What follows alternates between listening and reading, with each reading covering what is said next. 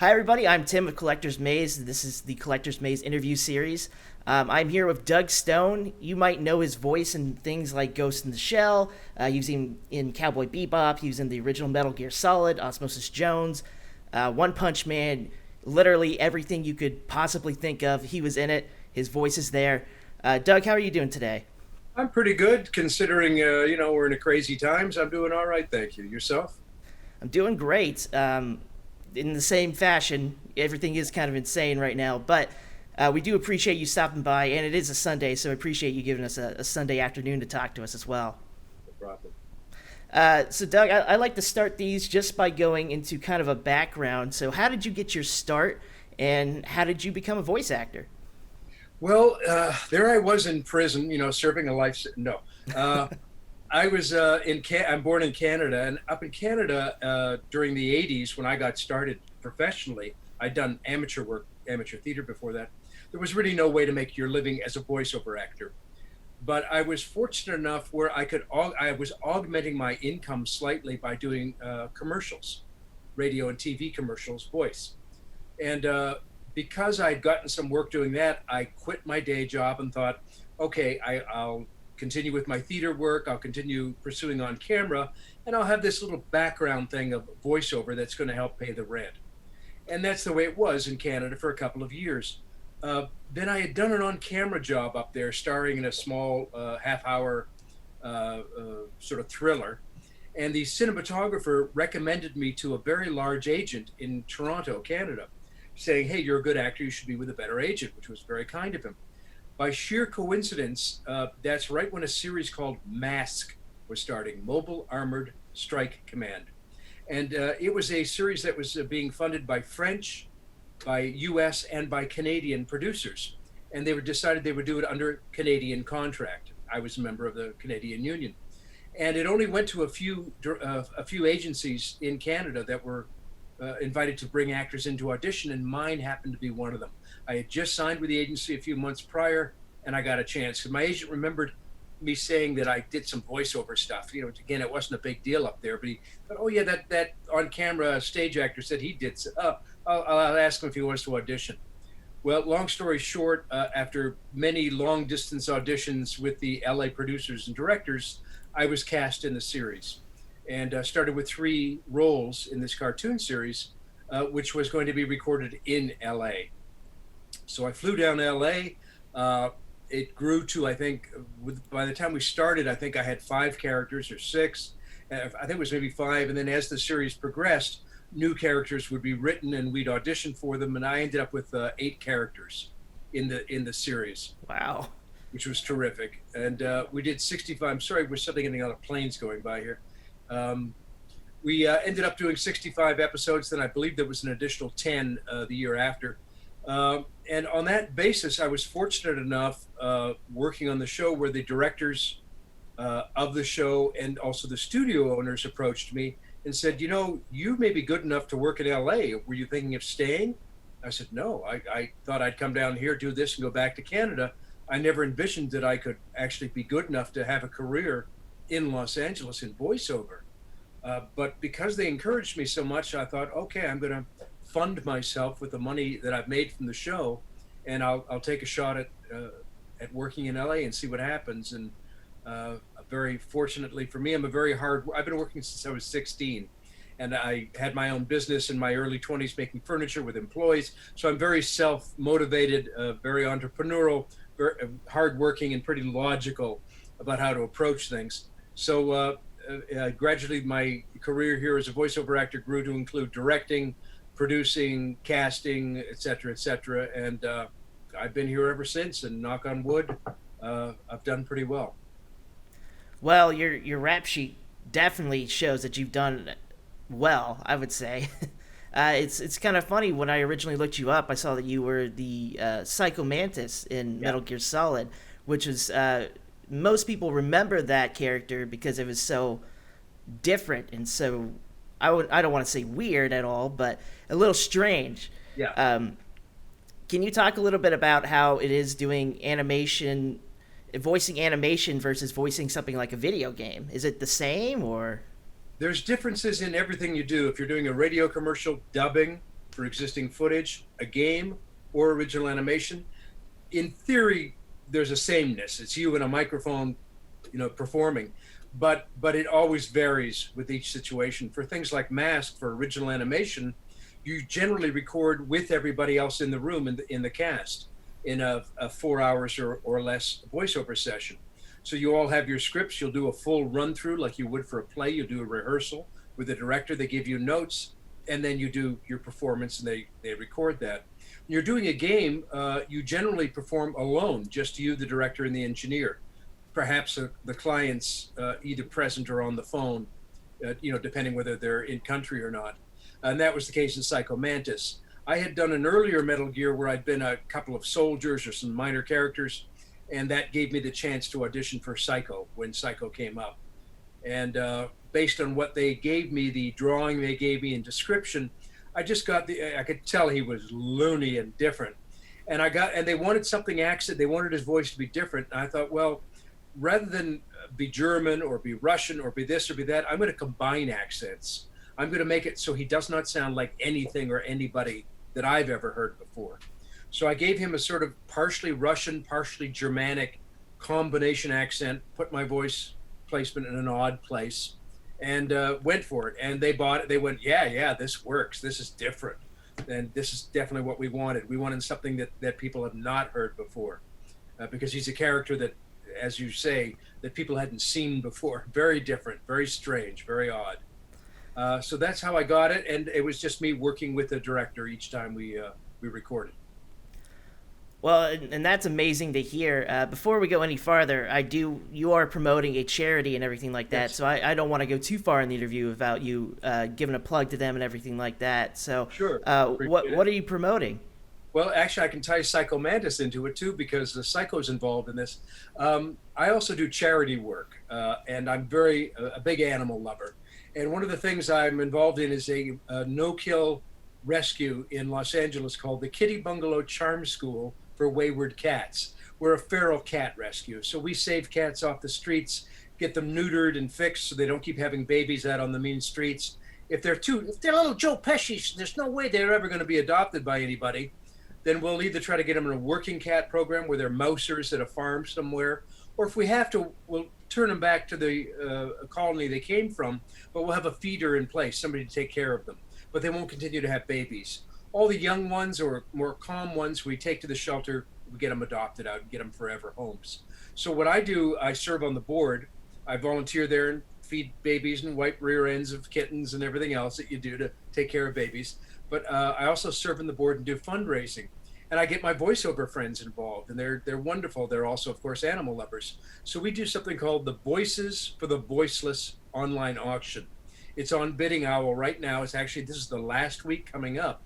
And I've got swag from all these great actors, Steve Blum and Michael Bell and Karen Strassman, and all these very well-known animation and anime and game and everything else actors who have been kind enough to donate.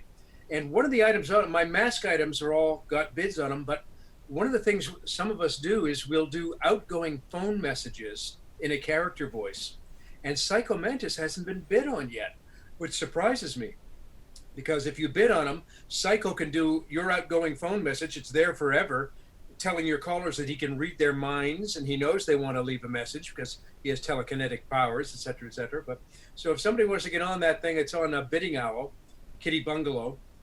They can bid on Psycho Mantis or any of the other items. They'll find over 160 items on there, and every penny goes to benefit the charity. It's a nonprofit, and it all goes to benefit the little animals and save lives. Well, that's super noble.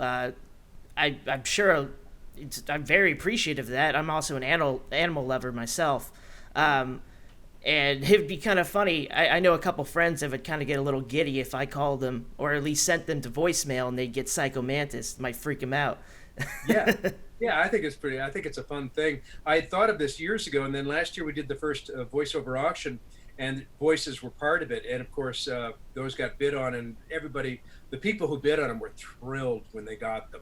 It has to be a short message, but the voice actor is actually on their home equipment, professional equipment.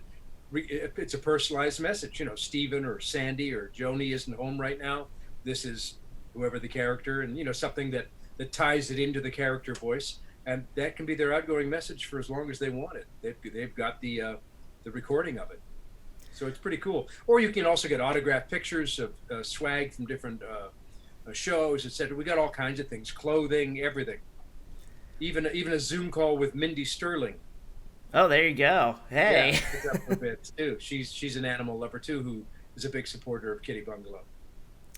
Well, I love that you're doing this, and I'm very appreciative of it. I do want to go back into kind of your history and everything that you've done in Sure. the industry, especially the anime that you've done, and you've done it since basically the '80s, before Yeah. anime was very popular.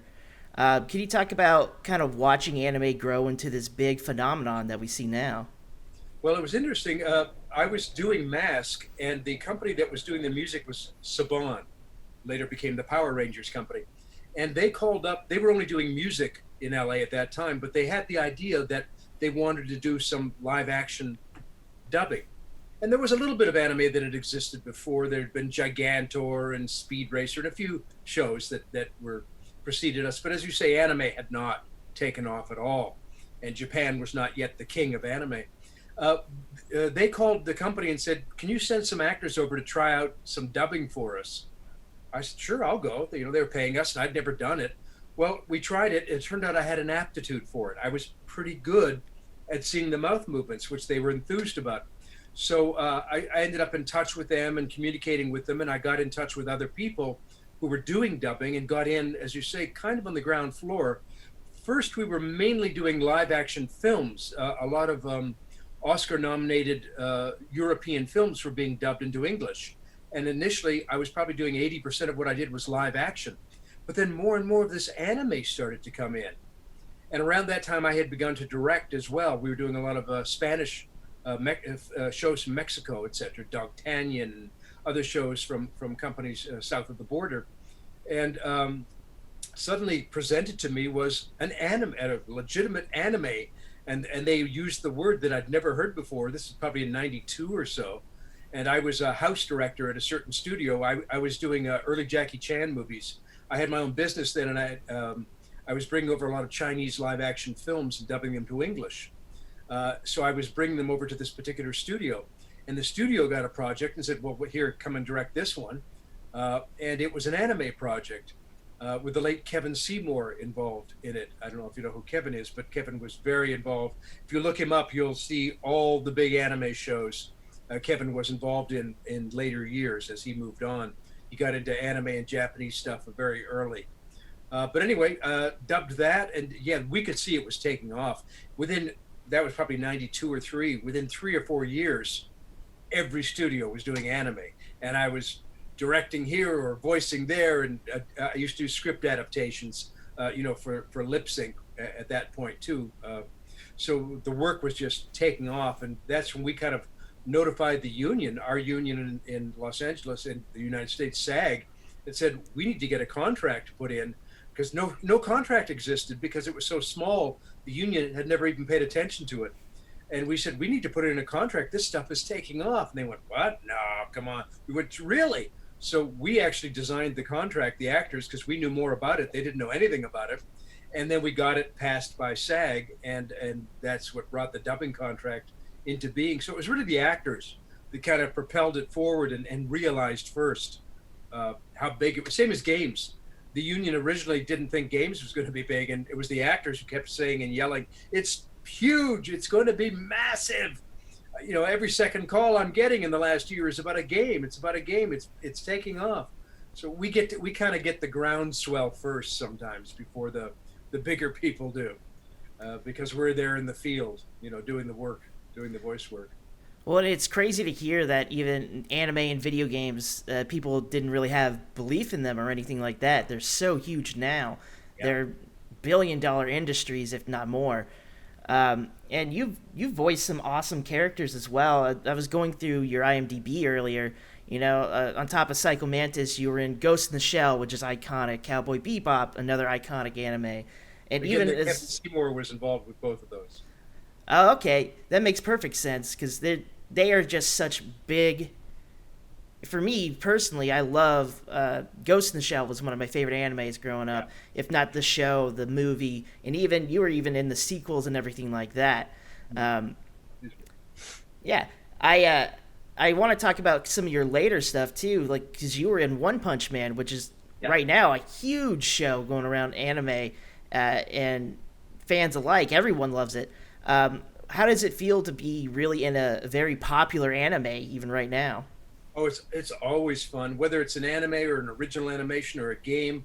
I've been lucky enough that in each one of those, I've had something that ended up being kind of iconic to certain people.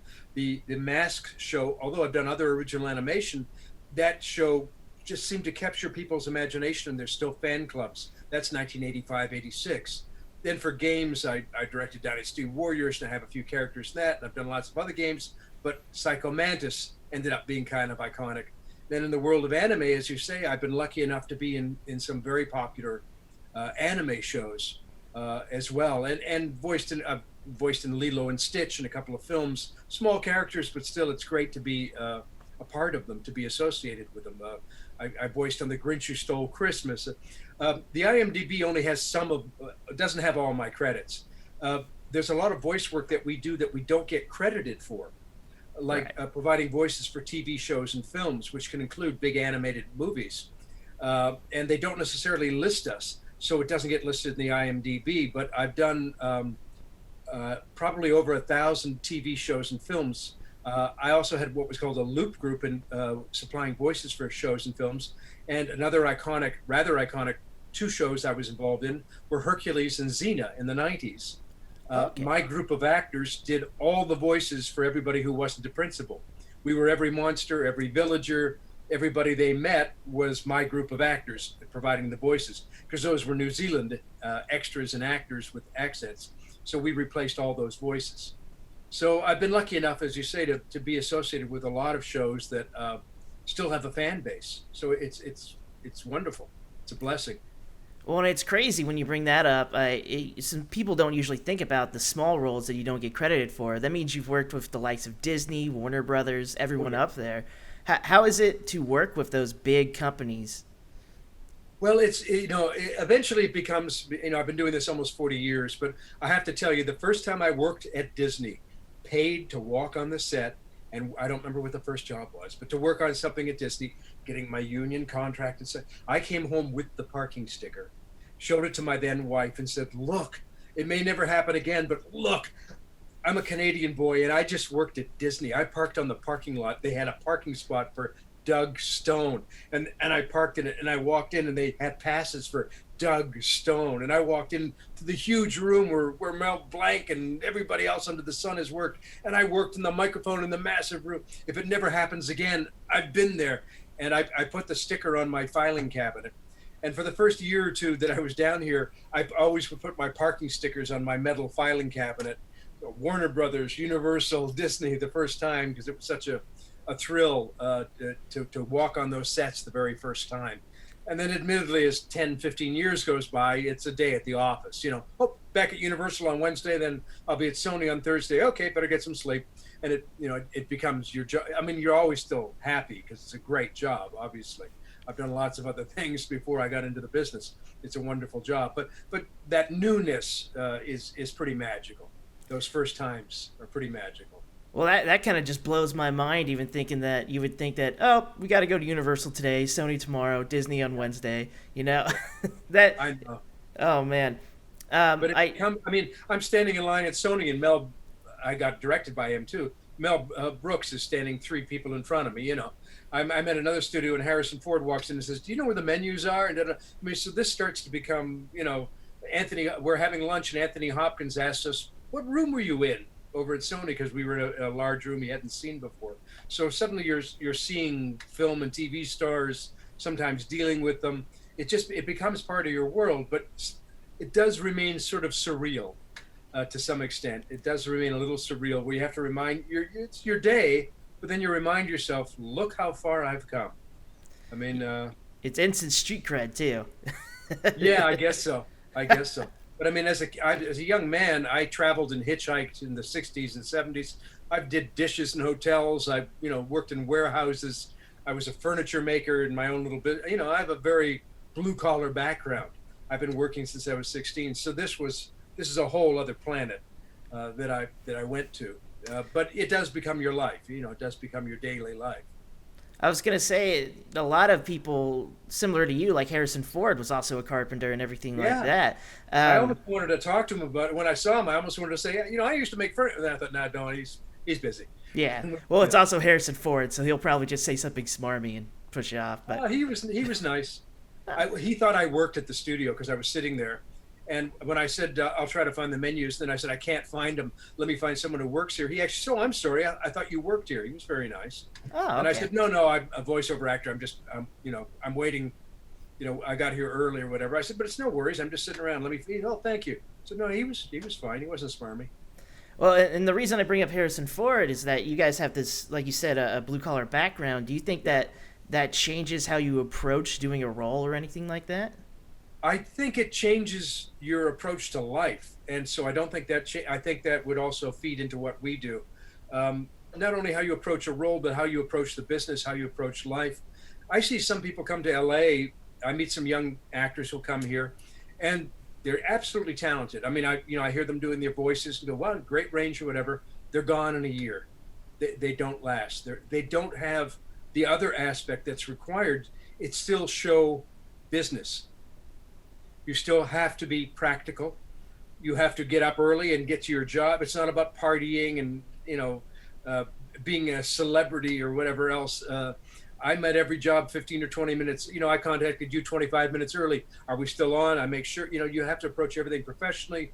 You have to know how to conduct yourself in a professional manner. So I think having a blue collar background and a work background, I think a theater background is also for those people who maybe did just go to college and I won't say just went to college. They just have a different background than me, who didn't work at 16, but they went to college, took theater arts, but then did theater, and they had to show up at the theater and they had to memorize their lines, and they had to.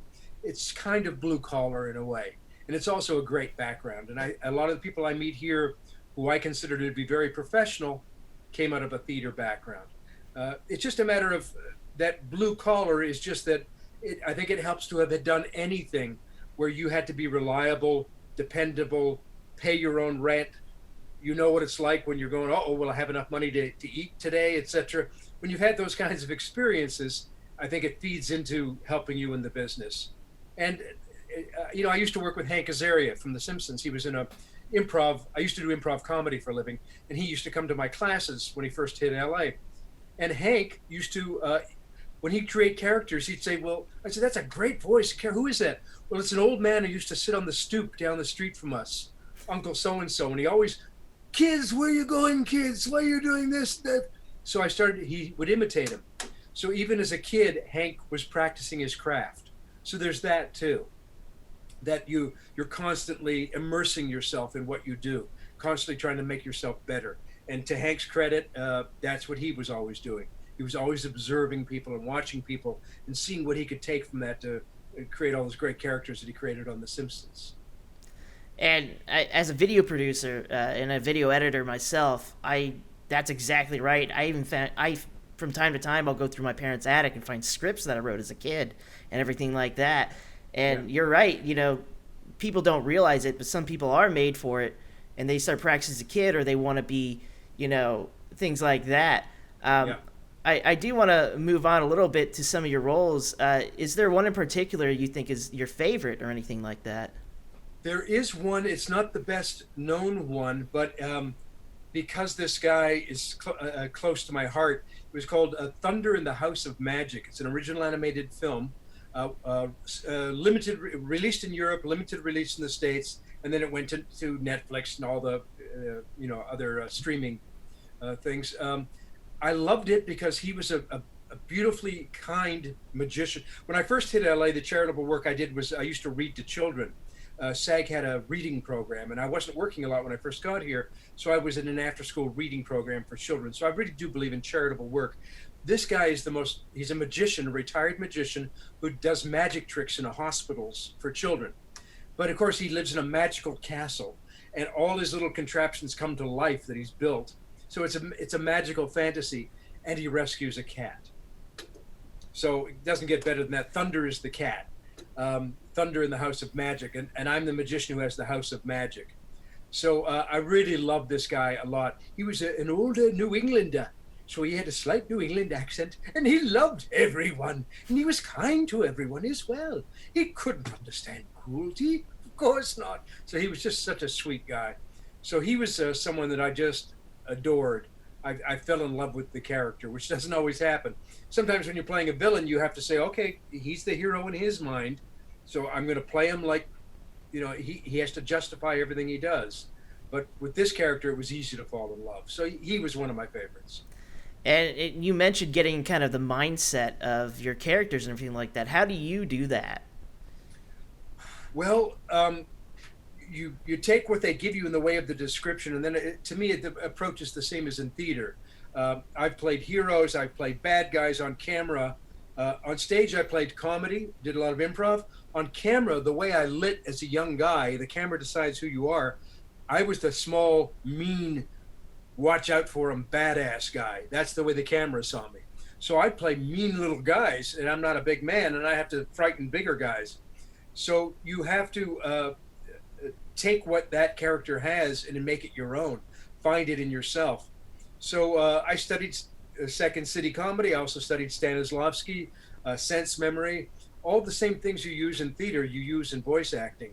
I had a role for Netflix. I can't talk about it because of non-disclosure, but the other day I was doing a Netflix thing where my wife had died in this film. I have to cry and weep and whatever. Well, I had to do that instantaneously. I didn't know the scene was coming up. I didn't get the chance to see it ahead of time. I had about 2 minutes to prepare. So I have to go to that place of sense memory. When I was young, I used to practice crying. In my 20s and 30s, knowing I wanted to be an actor, I practiced being ferocious and angry at the snap of a finger. I practiced crying and weeping at the snap of a finger. I wanted to get to learn where those were. They're in everybody, but you have to learn to access them quickly. You have to remember where those places are inside of you so that you can immediately go to them when it's called for. If you've got to go on stage every night and weep, that can be very exhausting and trying, and you have to be able to get to that place immediately and use it. So it's the same approach. And then, of course, you have the description they've given you of what the character is about, and you're using that as a launch pad as well. And I think it's important to keep in mind what their physicality is. When you stand at the microphone, try to duplicate their physicality. If they're noble, you may be standing almost sideways like this and making declarations as you speak. Or you may be, as I did with the character in Mask, who was very humble and very quiet. I would hunch my shoulders forward and actually sort of supplicate and be very humble in front of the microphone. And that informs your voice and informs your body about attitude, and it helps change your body as well. So there's a lot of different things that come into play when you're creating the character, the voice of the character. And that is so true, because I used to teach kids to do video, and when we would do voiceover, I would always make sure that they were smiling while doing the voiceover so they sound more cheerful and things like that.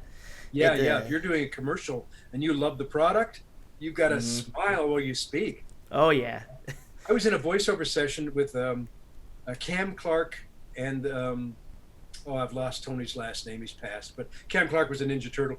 And we're moving along. Everything's going great. And I got stuck on the tiniest of lines. Tony Pope, bless his heart, passed. And the line was simply me saying, "Here you go, Siege," or something. I'm giving somebody something, a document. And they didn't like it in the booth. And I'm going, what am I doing wrong? What am I doing wrong? I was still pretty new here. And I think Cam was directing it. And he said, "Doug, they need it again. They need it again." And Tony leaned over and said, actually hand it. So the next time I did, I said, "Here you go, my liege." And they went in the booth, "Got it." That was it. And I went, "Thank you, Tony." And that was when I knew about body stance, but I didn't realize that even that kind of a thing, even a smallest gesture, replicate it with your body. When we're doing fight stuff, when I used to do Herkenzina, I mean, I was exhausted because you wear quiet clothing. You have to be careful what you wear so it doesn't make noise. But we are punching, we're getting hit, we're contracting our diaphragms when someone hits us. You have to replicate what's happening on screen as much as possible with your own body to make the sound authentic. And you talk about how you do that, and smiling and fighting. First off, That's awesome because I could just imagine a guy in a voiceover booth punching air Oh as they're yeah. trying to fight. Oh Um, yeah. can you talk about how the typical recording process actually would be? Well, again, it depends on what we're which one we're talking about. For original animation, again, you're in a group, but you still would. Everybody has on their own microphone, their own mic stand, and they separate you either in a line or a horseshoe. I like it when you're in a horseshoe or a circle because then you can see the other actors, and it's more like a play where if I know someone precedes me, I'm looking at them and focusing on their line so that I can play off it, which is great. Uh, in a game, it's you and the director, and they'll sometimes read you in. They might read in the preceding line of the character that you're responding to just to help you have something to speak to speak back to. So if I'm angry, it does help. If, like for Psycho, it would help if they said, "Oh, you're nobody and nothing." Then they get off the microphone. They don't even have to give a great performance. Just me hearing a voice say, "You're nobody and nothing," I can get helps me to get angry and say, "Nothing, I'll show you." You know, it feeds you. Dubbing, that does not happen. In dubbing, you nowadays we're seeing quite often seeing the script go across the screen as we speak. Other times you have the script in front of you on paper or on a computer, on a pad, iPad or something, and you'll get a preview of it, usually in the language that it's spoken, and they beep you in, usually using Pro Tools or another recording process, and you're beeped in, and on the fourth imaginary beep, so beep, beep, beep, I'm here to tell you, so I went on the fourth imaginary beep, that should bring you in right at when they start. When we first dubbed, we used to dub to tape, and there were no beeps. There were no computers that it was recorded on. It was recorded to tape. We had to memorize the time code. 30 frames per second. We'd memorize hour, minute, second, Oh, no. and you had to know your frame and what your sort of lapse time was so that you could hit it right on the frame because they had to re-record it if it wasn't exact. So it was very technical. And that's why a lot of actors didn't like dubbing and didn't want to do anime initially. They went, "That's just, wait, I can't think about that and act. I can't do both. It's too much." So it was a small community. It's a larger community now that the technology's grown and anime has become bigger. And radio commercial, again, totally different, where you've usually got a few clients. I do stuff remotely for people in other states where I'll have 2 or 3 people on the headset with me. I record from home, and they're just giving me instructions and they're timing it. I'm recording it as a backup on my Pro Tools, and they're timing it where they are, and they'll say, "It's a 30-second ad, Doug, that was 31. Give us another one, we needed at 29. And be sure you underline this word and say that word a little more clearly," whatever the instructions are. You have to have an internal clock so that you can then hit it at the 29. So it's a slightly different skill set. So everything differs. Not everybody does everything. Audiobooks is something else entirely. I've done audiobooks as well. What I don't do much of is things like film it in a land far away. I don't have that kind of meat in my voice for that. So there's actors who have different specialties. I'm fortunate enough where I can do 5 or 6 things, but there's 3 or 4 or 5 or 6 or whatever more that I cannot do, like sing. I cannot do. Right. Voice actors are amazing singers. Well, that makes sense why you always see the same, or you always hear the same voice in maybe like a movie trailer or something like that back in the 90s or 80s. Yeah, those guys had it down. Same booming voice. Oh yeah, I love watching old trailers and commercials and hearing that. It's kind of, we laugh at it now, but back then that was the thing. That was the rage. That was the go-to, and some of those guys made a really good living doing that. They'd be getting driven to their sessions, because they were too exhausted to drive because they had so many sessions all day. They'd nap in the car. I'm serious. That's crazy. Some guys would nap in the car on their way from session to session to session. Well, you talked about the various roles you've done and everything like that. Is there a dream role that you saw a character or you heard a voice or something like that and you went, "Oh, that'd be great to do," or something like that? I get asked that, and I have to say, in a way, I'm fortunate. I'm a competitive person when I played sports. I played soccer and hockey as a kid growing up, and of course, I wanted to win. When I audition, I want to get the role, but I'm not competitive towards my other actors. If I'm with if I go in for an audition, if we're all there, I may know three-quarters of the people there. Hey, how you doing? So, hi Lex, hi Steve, hi buddy, how you doing, buddy? And it's made the best person win. If I don't get it, all I'm hoping for is that they get somebody good. The only thing I ever remember, and I've learned to turn off my memory. When I leave an audition, I'm gone. So I don't drive home going, oh, I hope I got it. I regret it. Why didn't I do this? That'll kill you in this business. That'll give you ulcers. You've got to just walk away, let it go, and just think about, well, when I get home, I'll pet the cats. Then I'll call Darlene. And where am I going tonight? Oh, I got another audition tomorrow. Just focus on what's next. And the only regret I ever have is if I didn't get a role and I hear it, and the person's horrible. Doesn't happen often, but they're horrible. And I go, oh God, anybody, me, so-and-so, why didn't you get someone else? But as often as not, they end up with somebody good. And I go, oh, okay, so-and-so got it. Great. They're good. They're good. No hard feelings. That's great. So my mind doesn't function that way where I listen to what other actors are doing and say, I wish I'd gotten that, or I wish I'd get a chance at it or whatever. I just go, good for them. Great. I hope I get some good auditions tomorrow. Maybe I'll get something fun and exciting for me. Well, it's sage advice. Stay advice. focused on my own path. Yeah, it's sage advice, especially right now in our current times and everything like that, to just keep looking forward and just keep moving. Tend your own garden. Exactly. Tend your own garden. It's the same with my charitable work. I can't save every animal in the world, and I know some people get frozen, both in their careers and in charitable work and in life and in love. They get frozen because they say, I can't have it all, I can't do it all, and that so much needs to be done. I get it. I was like that at one point. But you just say, what can I do? How much am I capable of? And then just fill that spot, and you'll be surprised how much that actually accomplishes. Whether it's your charitable work, whether it's your career, whether it's your relationship with your children, whatever it may be, just doing the best you can with what you can do, and don't overextend, but don't sell short.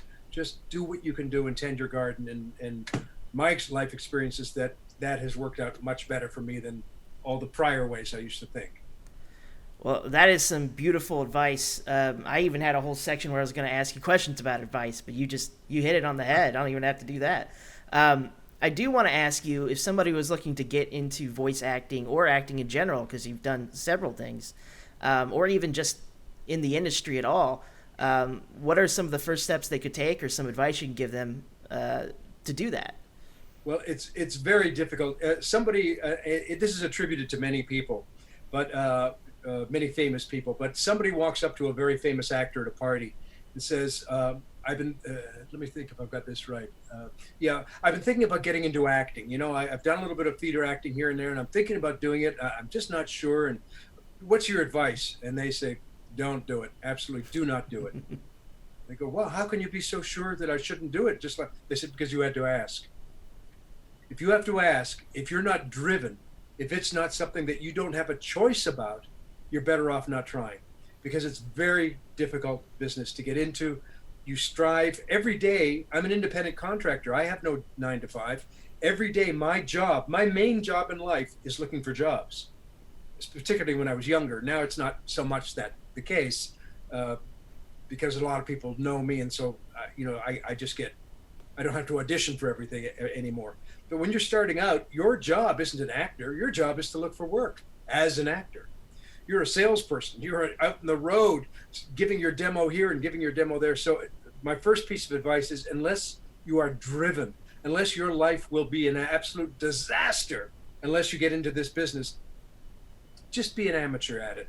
Go to amateur theater, do some voiceover, play with it, have fun, make it your fun go-to, and that'll be great. You'll have a living and you'll raise your family, and it's a wonderful hobby. If, like me, you're driven to do it and you're crazy, then I'd say remember that all things in the performing arts, I can't speak to people who are cinematographers, etc., but in the performing arts, it all begins with acting, not with doing funny voices. Again, I meet people here who say, I can do this character and I can imitate this one, and I do all the SpongeBob character. They already have a SpongeBob. They already have a Mickey Mouse. They already have those guys. Your job is to be different, new, and it's not to imitate others. Imitating others doesn't help you. Imitating celebrities might help you. I've gotten jobs from imitating celebrities for certain roles, but you have to be original in what you do, and you have to be an actor. So you have to know how to act. It's not just they give me a script. "Oh, I make a funny voice and I talk like this." Yeah, but he doesn't sound angry. "Oh, I'm very, very angry." I don't hear it. "I'm angry." I don't hear it. All I hear is a funny voice. Where's the acting? Where's the emotion? So I recommend that everybody, while they're young, if they are driven to do this, become a stage actor. Go do acting in your school. Get involved in your theater. Get involved as your first in college. Get involved in your college uh, theatrical group. Most of them have something that's interesting that you can do. If you're not getting cast in roles, help them with backstage. Do makeup. Do other things. So get into the milieu of the business. Understand what the background of it is. Maybe that's where your place will be. Maybe you'll come to LA and you'll be a makeup person on films and you'll be thrilled. So if you just want to get in the business, get involved. Do anything.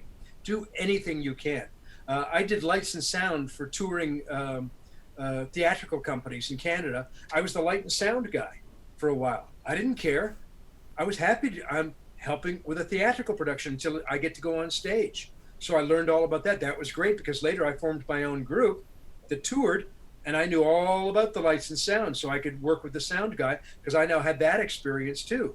The more experience and the more things you understand and can do, the better off you are. So my advice to a young person is, if you're in love with it, immerse yourself and do everything and anything you can. If you're going to be a performer, learn to act. Stage acting, take classes, take acting classes and voiceover classes, but acting classes. And then take voiceover classes from people who are currently in the business, not people who used to be in the business 30 years ago and were successful, because styles change. Animation styles change, commercial styles, everything changes. So get classes for people who are actively in the business and get the double whammy that they can also help you if they think you're wonderful because they're still active in the business. They can then recommend you to people. So spend your money wisely, because a lot of classes I think are ripoffs. Investigate very carefully who you're going to be taught by. Well, that's some beautiful advice. I mean, even I, back in the day, used to sell tickets for plays, be outside the front of them, handing people, I don't want to say I was like a scalper or anything, but I was handing people tickets for the play, working Right. for the play. And that led me to do video for them and things like that. So really, do what you can. It's great advice. I do want to ask you. People that way too, and people. This is a business about people, as probably the case with you, where they say, he did this and that for me. You might want to give him a call. He's great. He's so reliable. I didn't advertise, and I'd get calls all the time when had my own company of dubbing and directing, etc., where they'd say, so and so studio recommended you because you did this on budget, you came in on time. And so it's the more you do and the more people you meet, the more people you impress, your name becomes a commodity, becomes marketable. Exactly. Word of mouth travels far. Yeah. I We're getting close to the end of our time here, but I was just wondering if you wanted to plug the charity one more time, so that way people Absolutely. Thank you. get back to it. Sure thing. Well, again, it's called Voices for the Voiceless. And we have swag, we have shirts, we have autographed pictures, posters, outgoing phone messages as different characters, anime and animation characters who do your personalized outgoing messages. All of this can be bid on Bidding Owl for Kitty Bungalow. And all of it, 100% of the monies that we raise, this is our second one, 100% of the monies that we raise goes to the Kitty Bungalow Charm School for Wayward Cats here in Los Angeles, which is a no-kill cat rescue. We're just saving little babies, little animals' lives. I've got 3 here in my home who are all rescues, including a special needs boy who has a neurological disorder. He came from Kitty Bungalow. He's the most loving, sweet little boy in the world. But most of our kittens are just average kittens that come off the scared streets and just need loving homes. And that money helps provide them. Well, a noble cause, and you're a humble person. So thank you for stopping by and talking to us today. If there's anything you want to plug, maybe your website or Instagram or if anything you guys do. Sure. But otherwise, thank you for talking to us, and we really appreciate it.